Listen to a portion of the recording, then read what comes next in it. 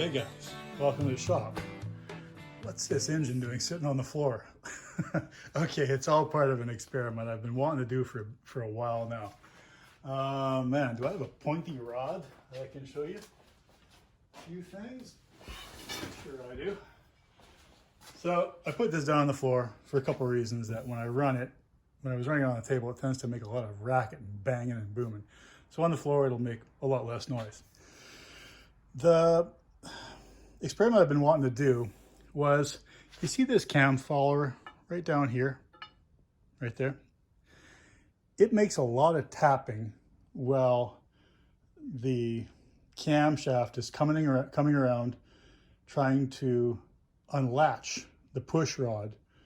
And I'm not sure if a lot of that noise is coming from that cam follower right there, that silver cam follower, or if maybe it's being broadcast through, let's say, a loose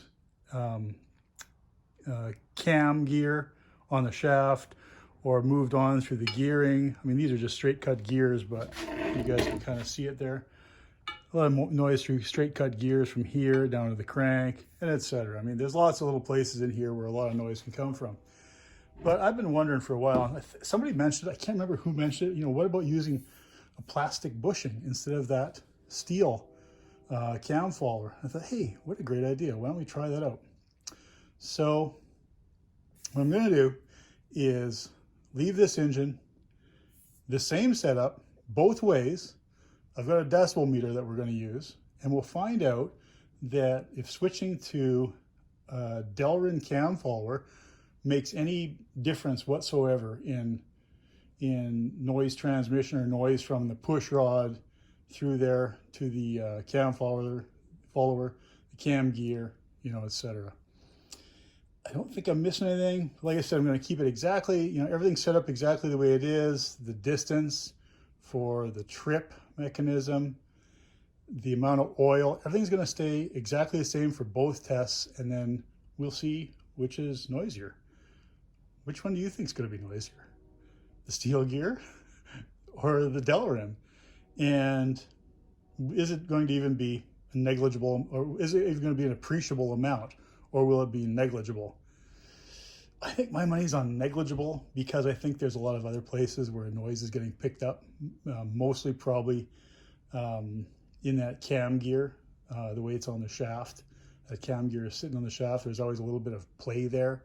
It's not a perfect tight fit, otherwise it wouldn't turn. So I don't know. Let's get a piece of Delrin and acetal Delrin and stick it on the lathe. We'll take that that cam follower off, measure it up, measure the OD, measure the ID, make an exact replica out of Delrin, and try it both ways.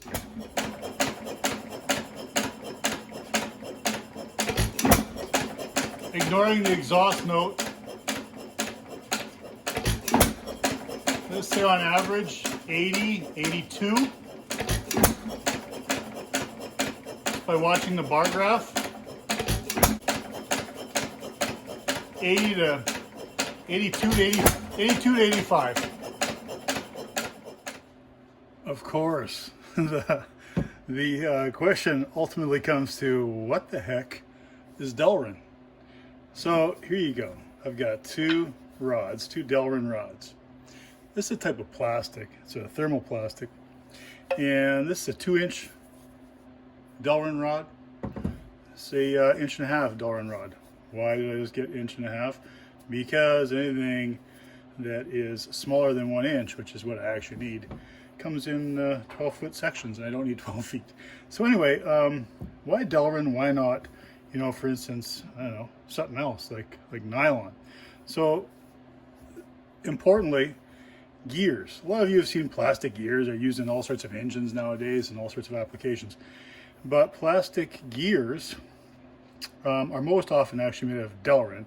Delrin is a trade name for acetal, which is not acetal, it's acetal. So the reason to use acetal over nylon is acetal keeps its shape once it's made into that shape. For instance, a gear or a bushing or or a washer. Nylon absorbs moisture. So when something absorbs moisture, that shape changes. Also, acetal is very strong, for one thing as well, or second thing. It also is highly resistant to fatigue and chemical resistance over, wide temperatures. So that's why acetal, or Delrin. It's cheap enough. I mean, this 1 foot, 1.5 rod is about $10. Unfortunately, this 2-inch rod is about $30. Comes in a few different colors. Black would be about the best that I would use around here because it can get dirty and you can't really tell. It doesn't take long to make stuff with this Delrin acetal, but man, it's freaking messy.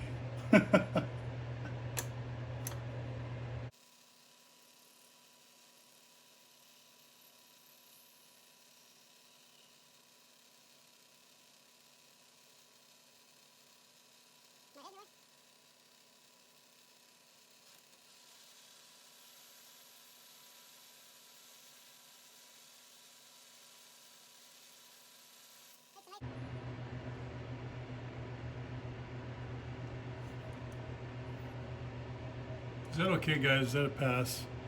You're not gonna make me fight for that half a thou, are you? Nod your head? Okay, we'll take that.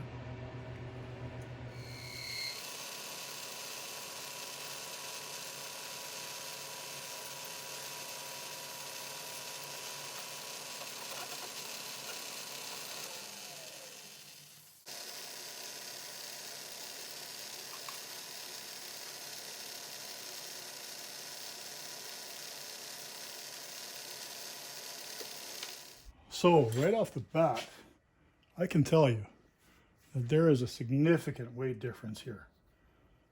Now, does that translate into less noise, more noise? Let's drop it from a height. Let's just say here.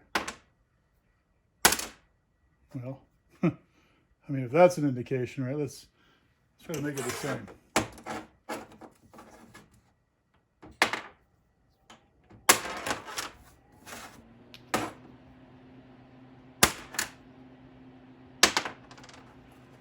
Definitely quieter if you drop it. Let's get on the engine. See what the difference is.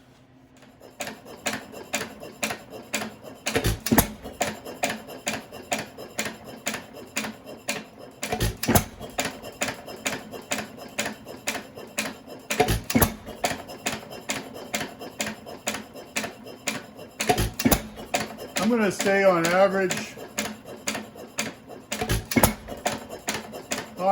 you're probably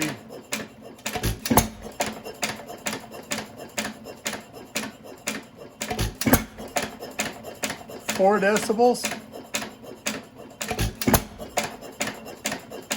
It's a little quieter. Nothing earth-shattering, that's for sure.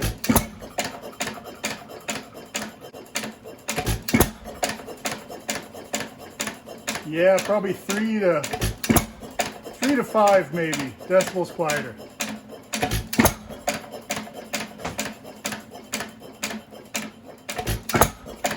Let's just look at it though.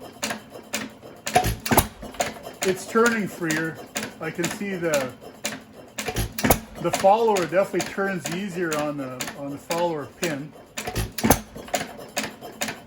Will it stand up to abuse for years? I don't know. Probably stand up to abuse for a good while anyway. Like I said, they do use them in gears and lots of other applications. So I'm going to say that most of the noise is probably picked up. And I mean, you got the trip lever banging against the latch. You got the cam banging against. So you got the cam kind of knocking around the shaft. You got the straight cut gears making noise. You wouldn't want to take it into a movie. People would be saying shh a whole lot. Who the hell takes it to a movie anyway? Anyway, guys, that's it. Glad you hung around.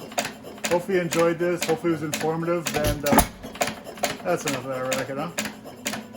And, you know, whatever. It was worth a shot just to, just for the experiment and just to do something this evening. So, anyway, guys, hope you have a good night. What is it today? Monday? Hope you have a great rest of your week. And catch you on the next one.